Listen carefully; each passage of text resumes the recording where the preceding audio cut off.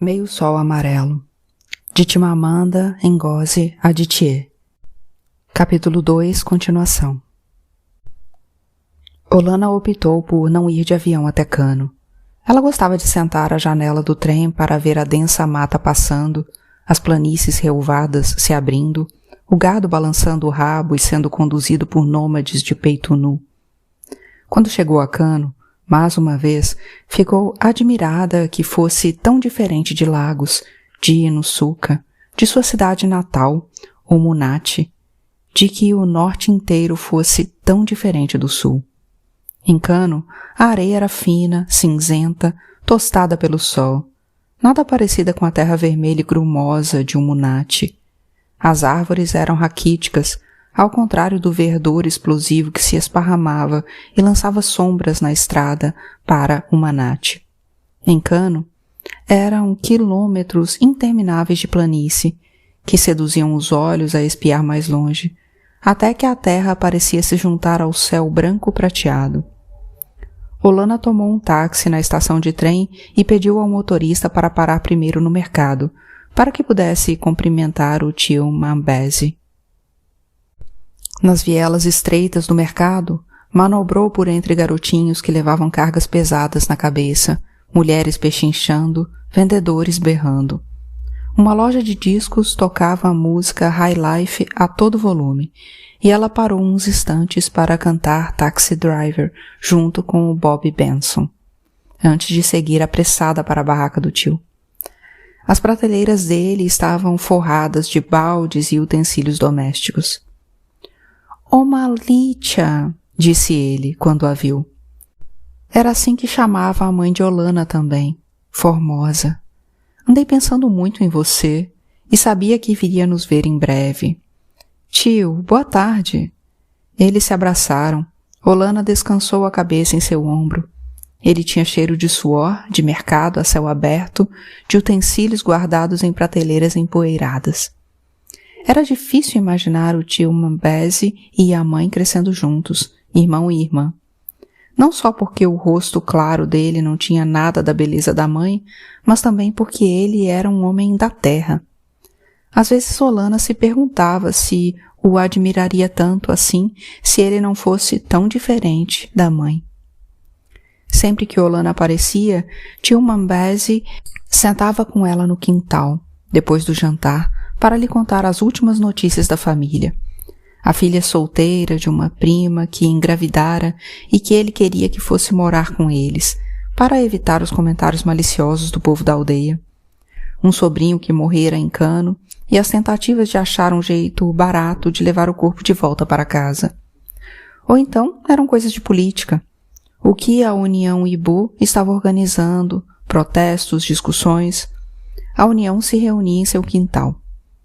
Olana participara, algumas vezes, e ainda se lembrava da reunião em que homens e mulheres irritados reclamavam das escolas do norte que não aceitavam crianças Ibo.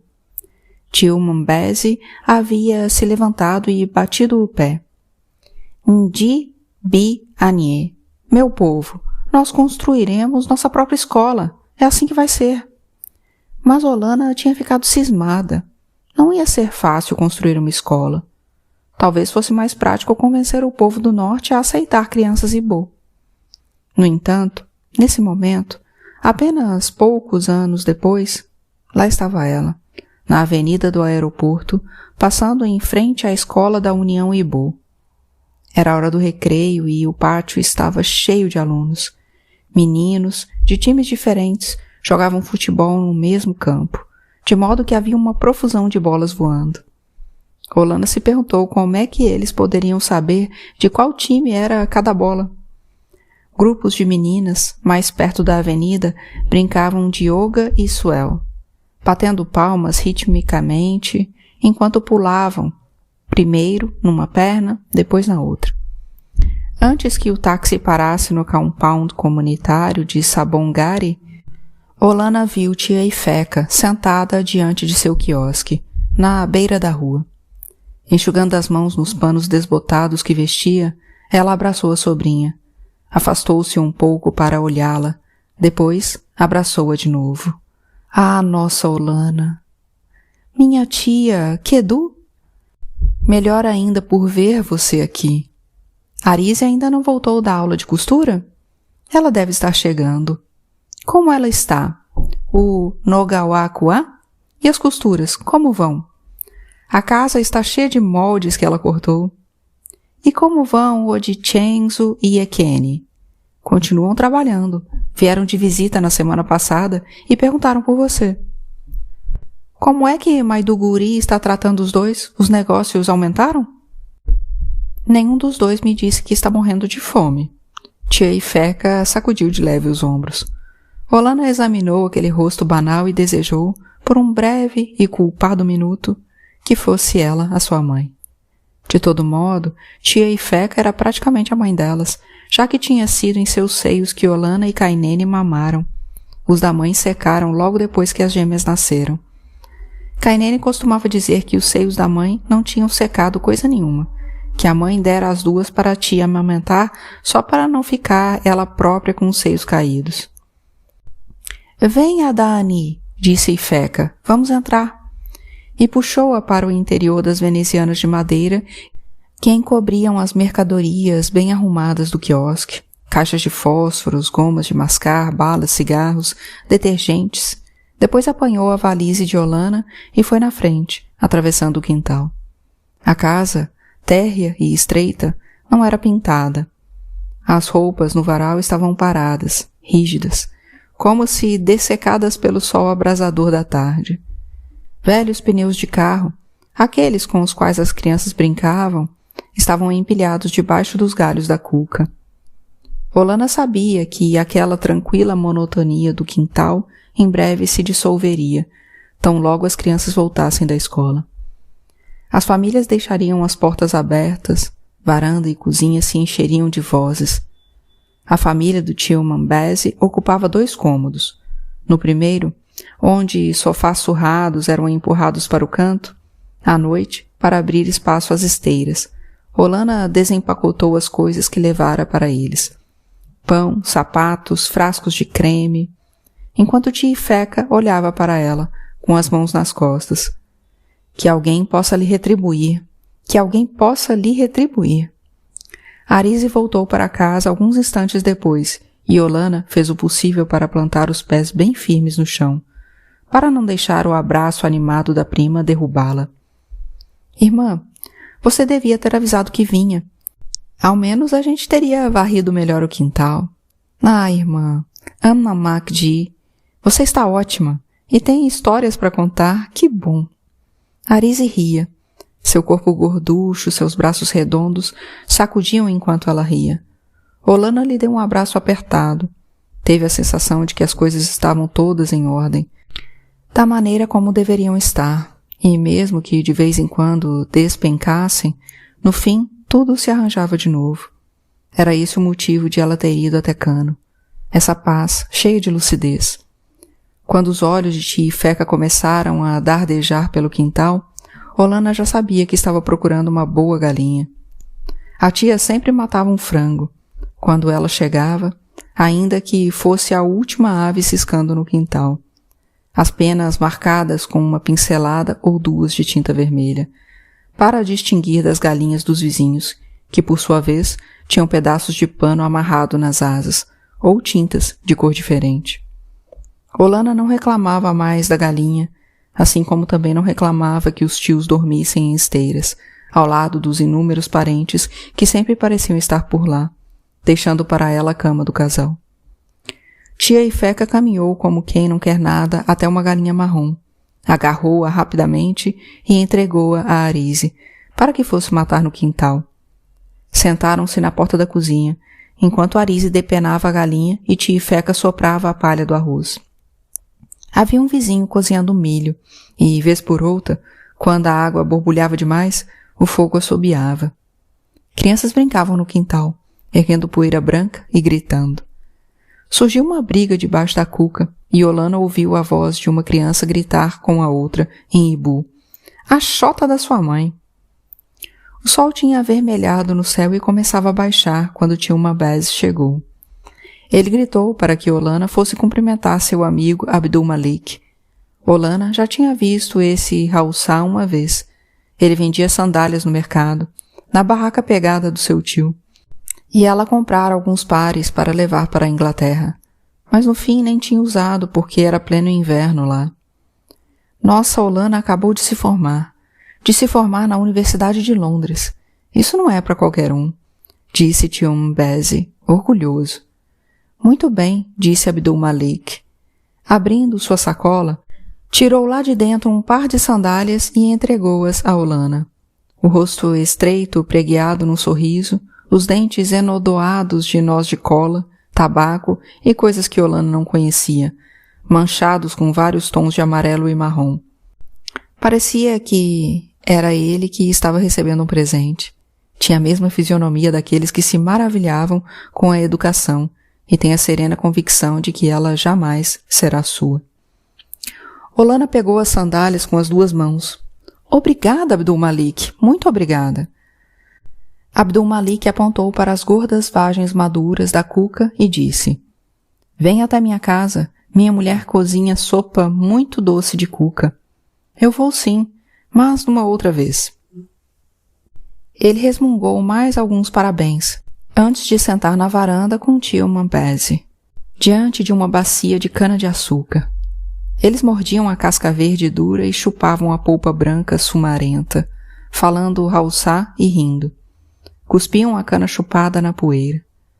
Olana sentou com eles por um tempo, mas falavam em Haussá muito rápido, muito difícil de acompanhar. Ela bem que gostaria de ser fluente em Haussá e Iorubá, como o tio, a tia e os primos. Trocaria de bom grado seu francês e seu latim por essas línguas. Na cozinha, Arise cortava a galinha e tia Feca lavava o arroz. Olana mostrou o presente de Abdul Malik e pôs as sandálias no pé.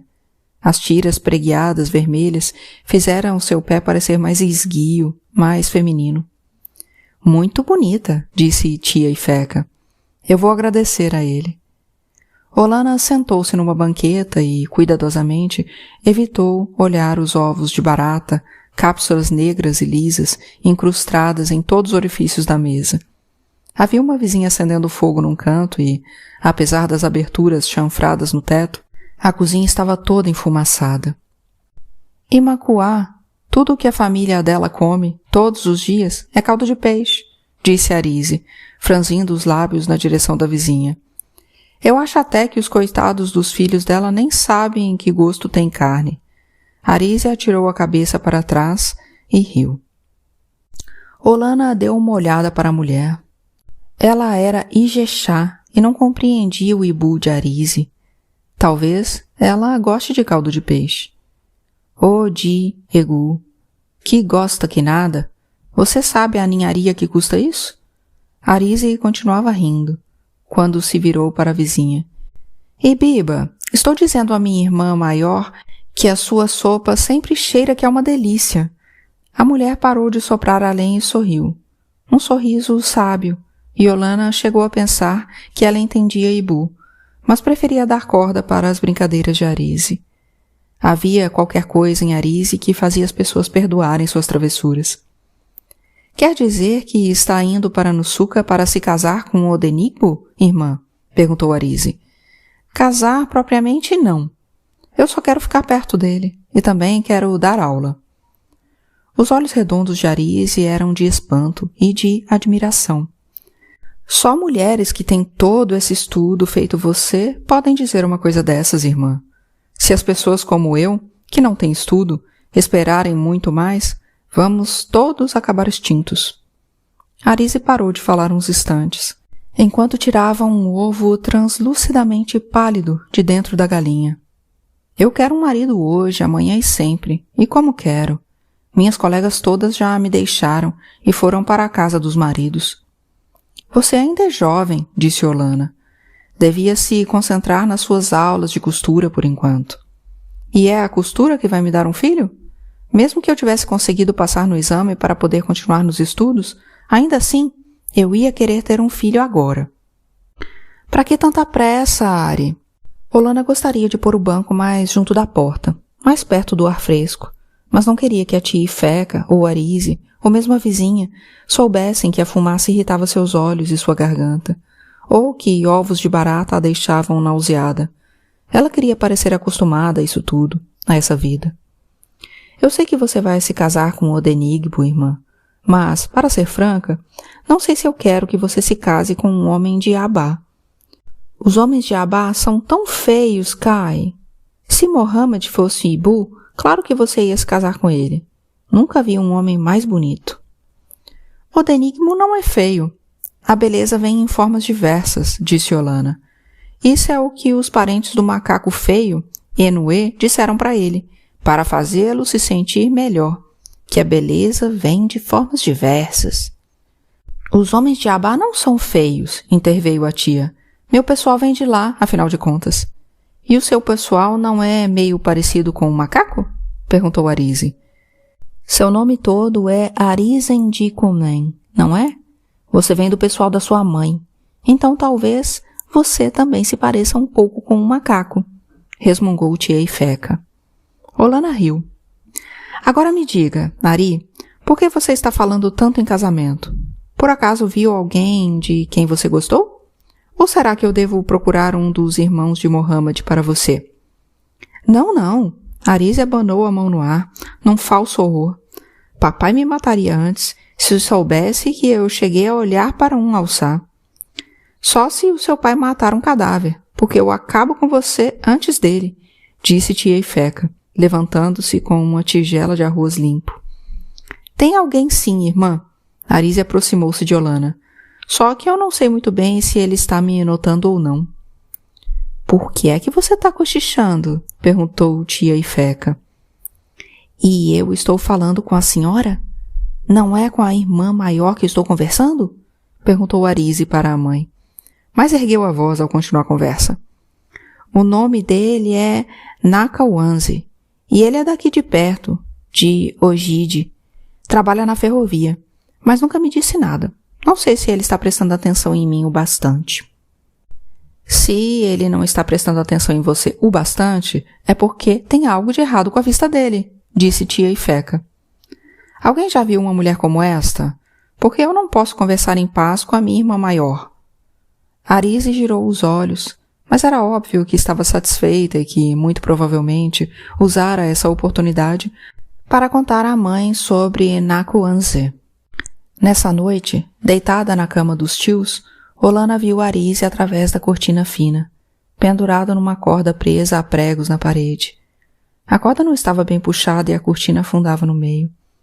Seguiu os movimentos da respiração da prima e perguntou-se como teria sido para Arise e seus irmãos, ou de Chenzo e Ekene, ser criada assim, vendo os pais pela cortina, ouvindo sons que, para uma criança, podiam sugerir uma dor estranha, com os quadris do pai se movimentando e os braços da mãe agarrados a ele. Ela nunca ouvira os pais fazendo amor, nem nunca tinha visto o menor indício disso.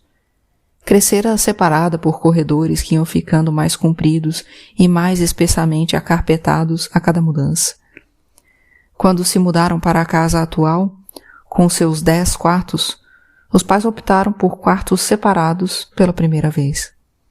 Eu preciso do armário inteiro e vai ser bom receber a visita do seu pai, tinha dito a mãe. Porém, aquela risada juvenil não soara real aos ouvidos de Olana. A artificialidade do relacionamento dos pais sempre lhe parecia mais dura, mais vergonhosa, quando estava em cano.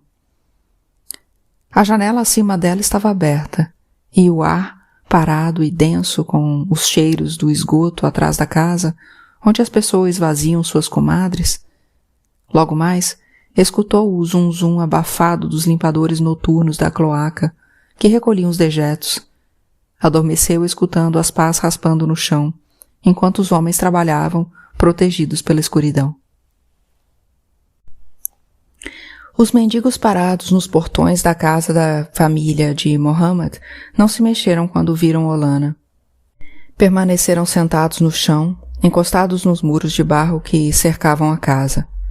As moscas pousavam sobre eles aos montes e, por um momento, os puídos caftãs brancos pareciam ter sido salpicados de tinta escura. Olana queria lhes dar um dinheiro, mas concluiu que era melhor não. Se fosse homem, eles a teriam chamado, esticado os pratinhos de esmola e as moscas sairiam voando deles em grandes nuvens. Um dos guardas a reconheceu e abriu os portões. Bem-vinda, madame. Obrigada, Sully. Como está você? A senhora lembra o meu nome, madame. Ele sorriu. Obrigado, madame. Estou muito bem, madame. E a sua família? Todos bem, madame, por vontade de Alá. Seu patrão já voltou dos Estados Unidos? Voltou, madame. Por favor, entre. Eu vou mandar alguém chamar o patrão. O carro esporte vermelho de Mohammed estava estacionado em frente ao amplo pátio de areia. Mas o que chamou a atenção de Olana foi a casa. A graciosa simplicidade de seu teto achatado. Sentou-se na varanda. A melhor das surpresas! Ela ergueu os olhos e lá estava Mohammed, num caftã branco, sorrindo para ela. Seus lábios tinham uma curva sensual, lábios que ela beijara tantas vezes, quando passava a maior parte dos fins de semana em Cano, comendo arroz com os dedos na casa dele, vendo Mohammed jogar polo no Flying Club, lendo a péssima poesia que ele dedicava a ela. Você está com um ótimo aspecto, disse ela enquanto se abraçavam. Eu não sabia direito se você já tinha voltado dos Estados Unidos. Eu tinha planos de ir até Lagos para visitá-la. Mohammed recuou para vê-la melhor.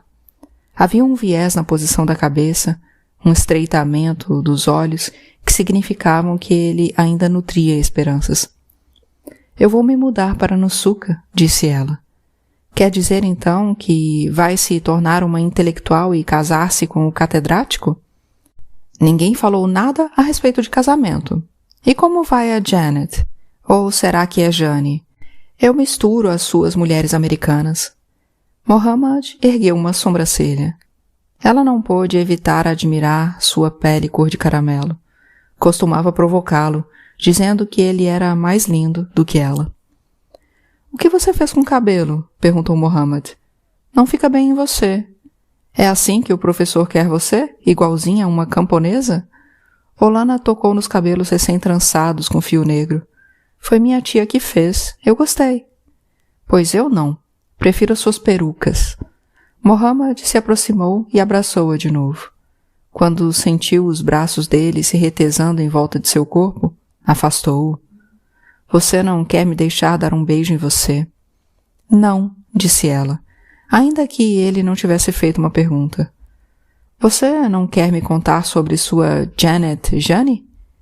Jane, quer dizer que isso significa que não vou mais vê-la depois que se mudar para Nusuka? Claro que vamos nos ver. Eu já sei que aquele seu professor é doido, de modo que para Nusuka eu não vou. Mohammed riu. Seu corpo alto e magro e seus dedos afilados falavam de fragilidade, de suavidade. Quer um refrigerante? Ou um vinho? Você tem álcool nessa casa? Alguém deveria informar o seu tio, brincou Olana. Mohammed tocou uma sineta e pediu ao criado que trouxesse bebidas. Depois, sentou-se esfregando pensativamente o polegar e o indicador. Às vezes, sinto que minha vida não está indo a parte alguma. Eu viajo, dirijo carros importados e as mulheres me seguem. Mas tem alguma coisa fora do lugar, alguma coisa faltando. Sabe o que quero dizer? Olana o observava. Sabia onde iria parar o papo. No entanto, quando ele disse, eu gostaria que nada tivesse mudado, ela se sentiu comovida e elogiada. Você acaba achando uma boa mulher, disse, sem muita convicção. Besteira, disse ele, e, enquanto tomavam goles de coca, sentados lado a lado, ela se lembrou da inacreditável dor no rosto de Mohammed, que só fizera aprofundar-se quando disse que teria que terminar tudo imediatamente para não ser infiel. Olana esperava resistência, sabia o quanto era amada, mas chocou-se quando ele disse para ir em frente, para dormir com Odênibo, contanto que não o deixasse. O mesmo Mohammed que tantas vezes brincava que tinha vindo de uma linhagem de santos guerreiros, os próprios avatares da pia masculinidade. Talvez por isso seu afeto por ele sempre se veria mesclado de gratidão, uma gratidão egoísta. Ele poderia ter dificultado bem mais o rompimento, poderia tê-la deixado com muito mais culpa. Ela pôs o copo na mesa. Vamos dar uma volta. Eu detesto quando venho visitar Cano e só vejo o horrível cimento com zinco de Sabongari. Quero ver aquela antiga estátua de barro e dar uma volta pelas belas muralhas da cidade. Às vezes você é igualzinho aos brancos, do jeito como ficam boquiabertos com coisas de todo dia. Sou? É brincadeira. Como é que você vai aprender a não levar tudo tão a sério morando com aquele professor maluco? Mohammad levantou-se. Vamos, você tem que entrar para cumprimentar minha mãe. Ao atravessarem o pequeno portão dos fundos e cruzarem o pátio que levava aos aposentos da mãe de Mohammad, Olana lembrou-se da trepidação que costumava sentir quando ia até lá. A área das visitas continuava a mesma, com paredes coloridas com ouro, grossos tapetes persas, desenhos geométricos entalhados no forro.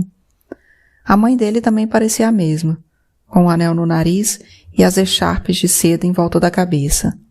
Era requintadíssima, de um jeito que fazia Olana imaginar se, no fim das contas, não seria um desconforto vestir-se tão bem todos os dias e continuar fechada em casa. No entanto, ela não tinha mais a expressão reservada de antes. Não falava mais com tanta formalidade, com os olhos focados em algum ponto entre o rosto de Olana e o painel esculpido à mão. Levantou-se, foi até Olana e abraçou-a. Você está ótima, minha cara. Não deixe o sol acabar com essa sua pele tão linda. Nagode. Obrigada, Rágia, disse Olana, perguntando se era possível as pessoas ligar e desligar afeições, atar e desatar emoções. Eu não sou mais a Ibo com quem você queria se casar e que queria manchar sua linhagem com o sangue dos infiéis, disse Olana, enquanto entravam no poste vermelho de Mohammad, de modo que agora eu me tornei amiga. Eu teria casado com você de qualquer jeito, e ela sabia muito bem.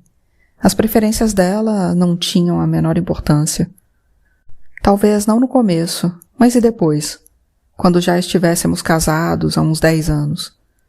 Seus pais sentiram a mesma coisa. Mohammad virou-se para olhá-la. Por que está trazendo isso à baila agora? Havia qualquer coisa de indizivelmente triste em seus olhos. Ou talvez fosse a imaginação de Olana. Talvez quisesse enxergá-lo triste ao pensar que nunca se casariam. Não queria se casar com ele, mas mesmo assim gostava de mencionar coisas que nunca tinham feito e jamais fariam. Desculpe, disse ela. Não há por que se desculpar. Mohammad estendeu o braço e pegou sua mão. O carro fez um ruído rascante ao passar pelos portões.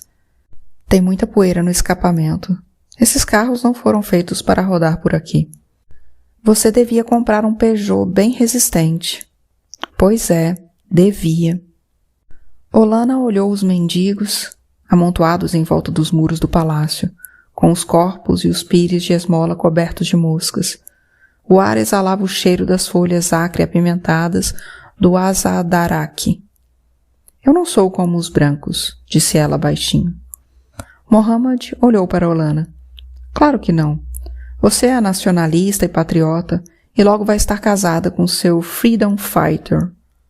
Olana perguntou-se se aquela leveza de Mohammad ocultava uma ironia mais pesada.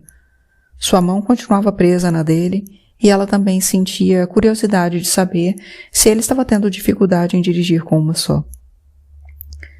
Num sábado de vento, Olana mudou-se para Nusuka, e no dia seguinte, Odenbo partiu para um congresso de matemática na Universidade de Ibadan. Ele não teria ido se o congresso não tivesse um foco, o trabalho de seu mentor, o matemático negro norte-americano David Blackwell. Ele é o maior matemático vivo do mundo. Por que você não vem comigo, Niken? É só por uma semana.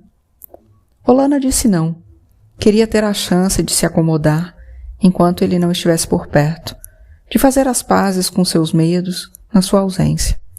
A primeira coisa que fez, depois que ele viajou, foi jogar fora as flores de plástico brancas e vermelhas que ficavam na mesa de centro. O Gu ficou horrorizado. Mas, Má, elas ainda estavam boas. Ela o levou até os lírios africanos e as rosas nos canteiros regados havia pouco tempo por Jomo e pediu-lhe que cortasse algumas flores. Mostrou quanta água pôr num vaso. O Gu olhava as flores e sacudia a cabeça, como não pudesse acreditar na tolice cometida. Mas elas vão morrer, Má. As outras não morriam. Pois é, mas essas são melhores. Fá Macaulay, disse Olana. Melhores como, Má? Ele sempre respondia em inglês ao ibu que ela usava, como se achasse o ibu que ela usava com ele uma ofensa da qual tinha que se defender insistentemente, falando inglês. Elas são mais bonitas, disse Olana, percebendo que não sabia explicar por que flores frescas eram melhores que as de plástico. Mais tarde, quando viu as flores de plástico num armário da cozinha, não ficou surpresa. O Gu tinha salvado as flores, da mesma forma como salvara embalagens velhas de açúcar, rolhas, até mesmo casca de cará. Isso se ligava ao fato de nunca ter tido o suficiente. Ela sabia disso, da incapacidade de jogar qualquer coisa fora, até mesmo as inúteis. Assim, quando estava na cozinha com ele, falava sobre a necessidade de guardar apenas o que fosse útil e torcia para que ele não lhe perguntasse em que sentido as flores frescas eram úteis. Pediu a ele que limpasse a despensa e forrasse as prateleiras com jornal velho e, enquanto ele trabalhava, ficou por perto, perguntando coisas sobre sua família. Era difícil imaginá-los porque, com seu vocabulário limitado, o Gu descrevia todo mundo como very good. Foram juntos ao mercado e, depois de terem adquirido os itens domésticos, ela comprou um pente e uma camisa para ele. Ensinou-o a fazer arroz frito com pimentão verde e cenoura em cubinhos. Pediu para ele não cozinhar o feijão até virar um pudim, para não usar muito óleo, para não economizar demais no sal. Embora tivesse notado o fedor de suor quando o conheceu, Olana esperou alguns dias até lhe dar um talco aromático para passar nas axilas e pediu para ele usar 2 tampas de Dettol na água do banho. Ele pareceu satisfeito quando cheirou o pó e ela se perguntou se ele acabaria percebendo que era um cheiro feminino. Também teve curiosidade de saber o que ele pensava de fato a seu respeito. Havia um óbvio afeto, mas também uma interrogação silenciosa em seu olhar, como se a estivesse medindo em relação a alguma coisa, e ela receava sair perdendo. O Gu só começou a falar ibu com ela no dia em que estavam rearrumando as fotos na parede. Uma lagartixa saiu esbaforida de trás da moldura de madeira de uma foto de Odênibo, vestido com uma beca de formatura, e o Gu gritou: "Egibukuala, não a mate!" "O que você disse?" Ela se virou para olhá-lo da cadeira onde estava empoleirada. "Se matar a lagartixa, vai ficar com dor de barriga", disse ele. Ela achou seu dialeto Hopi engraçado, o jeito como ele parecia cuspir fora as palavras. "Claro que não vou matar ninguém. Agora vamos pôr a foto na parede." "Pois não, Má", disse ele, e começou então a contar a Olana, em ibu, sobre o dia em que a irmã Nulika tivera uma baita dor de barriga depois de matar uma lagartixa. Olana já se sentia menos visita na casa, quando o Odênibo voltou. Ele a puxou com força, beijou-a, apertou-a. "Você devia comer antes", disse ela. "Eu sei o que eu quero comer." Ela riu. Sentia-se ridiculamente feliz. "O que houve por aqui?" perguntou o Odênibo, olhando em volta da sala. "Todos os livros estão nas estantes?" "Seus livros mais antigos estão no outro quarto. Eu preciso de espaço." "Ezioku, você se mudou de fato para cá, não é?" Odênibo ria. "Vá tomar um banho", disse ela. "E que cheiro de flor era aquele no pobre do meu bom homem?" "Eu dei um talco perfumado para ele. Você não reparou no fedor?" "Esse é o cheiro de quem mora em aldeia. Eu costumava ter esse mesmo cheiro, até sair de Aba para cursar o ensino médio. Mas essas são as coisas que você não sabe." Seu tom era de sutil provocação, mas as mãos não eram assim tão sutis. Estavam desabotoando a blusa, liberando o seu seio do sutiã. Olana não sabia ao certo quanto tempo se passara, mas estava enroscada na cama com Odênibo, quente e nua, quando Ugu bateu para dizer que eles tinham visita. Eles não poderiam ir embora? Murmurou ela. Venham, Ken, disse Odênibo. Mal posso esperar para eles conhecerem você. Vamos ficar aqui só um pouquinho mais? Ela passou a mão nos pelos encaracolados de seu peito, mas Odênibo lhe deu um beijo e levantou da cama para procurar a cueca. Olana vestiu-se com relutância e saiu rumo à sala. Meus amigos, anunciou Odênibo, com um floreio exagerado. Finalmente, aqui está Olana. A mulher que estava ligando o toca-discos virou-se e pegou a mão de Olana. Como vai você? Perguntou. Sua cabeça estava envolta num colorido turbante laranja. Estou bem, disse Olana. Você deve ser Lara Adebayo. Isso mesmo, disse senhorita Adebayo. Ele não contou que você era irracionalmente bonita. Olana recuou, confusa por alguns instantes. Vou tomar seu comentário como elogio. E que sotaque inglês mais correto, sussurrou senhorita Adebayo, dando um sorriso de pena antes de se virar de volta para o toca-discos. Tinha um corpo compacto, as costas retas, que pareciam ainda mais retas dentro do vestido reto cor de laranja. Era o corpo de uma interrogadora que ninguém ousava interrogar de volta. Eu sou Okeoma, disse o homem com uma vasta cabeleira desgrenhada. Eu achava que a namorada do Odênibo fosse um ser humano. Ele nunca disse que você era uma sereia. Olana riu, agradecida pelo calor das palavras de Okeoma e pela forma como ele segurou sua mão por mais tempo do que deveria. O Dr. Patel olhou-a com timidez e disse, muito bom poder conhecê-la finalmente. E o professor Ezeca cumprimentou-a com um aperto de mão. Depois meneou desdenhoso a cabeça, quando ela disse que seu diploma era de sociologia e não de uma das ciências exatas. Depois que Ugu serviu as bebidas, Olana viu Odênibo erguer o copo até os lábios, e tudo em que conseguiu pensar foi que aqueles lábios, minutos antes, estavam colados no bico de seu seio. Sem que ninguém notasse, mexeu-se para que a parte de dentro do braço roçasse o seio, e fechou os olhos ao sentir as pontadas da dor deliciosa. Às vezes, Odênibo mordia forte demais. Ela queria que as visitas se fossem. E por acaso aquele grande pensador que foi Angel não chamou a África de terra da infância? Perguntou o professor Ezeca num tom afetado. Então, talvez aquela gente que põe cartazes nos cinemas de Mombasa, dizendo crianças e africanos não entram, tenham lido Angel, disse Dr. Patel, dando uma risadinha. Ninguém pode levar Angel a sério. Você já leu com atenção o que ele escreve? Ele é muito, muito engraçado. Porém, Hume, Voltaire e Locke sentiam o mesmo em relação à África, disse Odênibo. A grandeza depende de onde você vem. Me faz pensar na resposta dos israelenses a quem perguntaram o que tinham achado do julgamento recente de Eichmann, e um deles disse que não entendia como alguém podia ter visto grandeza nos nazistas, em qualquer época, agora ou antes. Mas eles viram, não foi? E ainda veem. Odênibo fez um gesto com a mão, a palma para cima, e Olana se lembrou daquela mão agarrando sua cintura. O que as pessoas não veem é o seguinte: se a Europa tivesse cuidado mais da África, o holocausto dos judeus não teria ocorrido, disse Odênibo. Em suma, a guerra não teria acontecido. O que quer dizer com isso?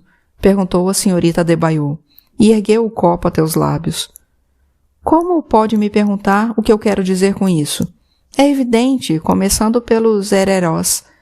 Odênibo se mexia na poltrona, na voz alterada, e Olana sentiu curiosidade de saber se ele lembrava de como tinham sido escandalosos os dois e do que ela dissera depois rindo. E se a gente continuar assim, à noite? É bem provável que o pobre do Hugo acorde.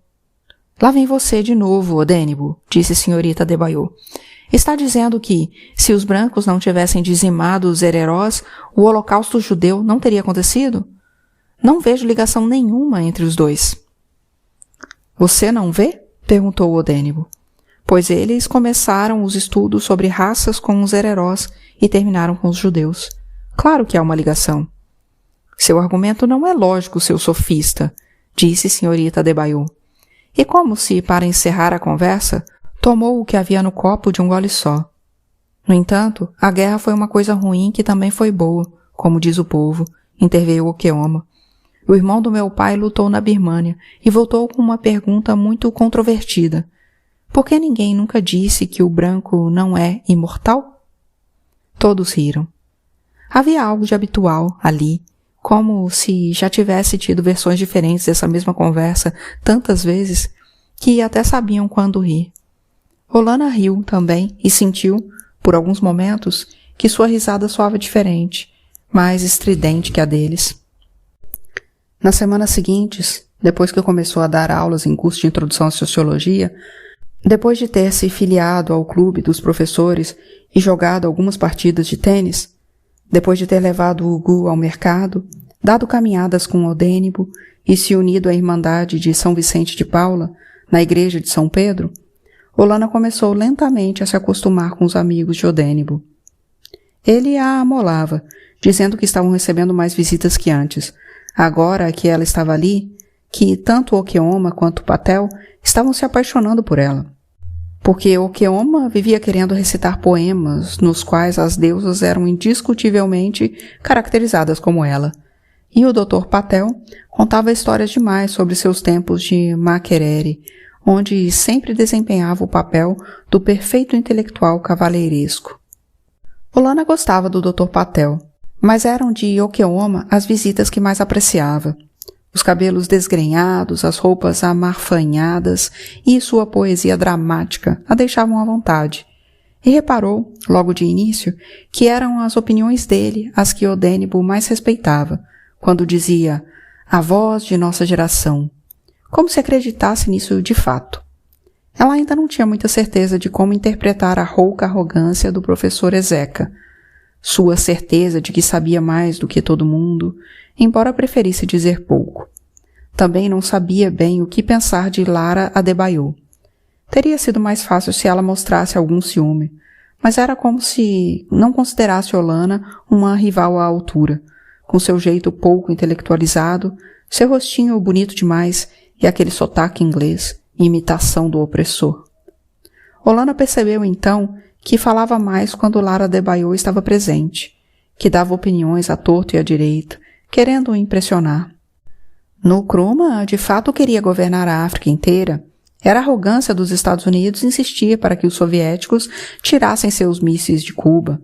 Se os deles continuavam na Turquia, Shepperville era apenas mais um exemplo dramático das centenas de negros mortos todos os dias pelo governo da África do Sul.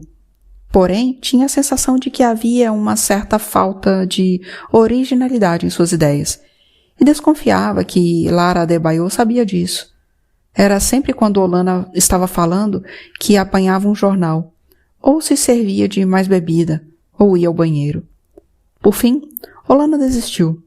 Jamais gostaria da senhorita Adebayo, e a senhorita Adebayo jamais imaginaria a possibilidade de gostar dela.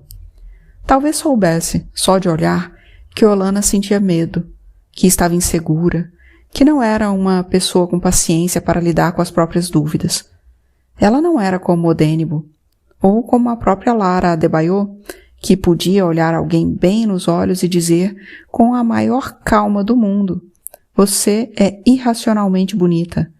Que podia usar uma expressão como essa, irracionalmente bonita.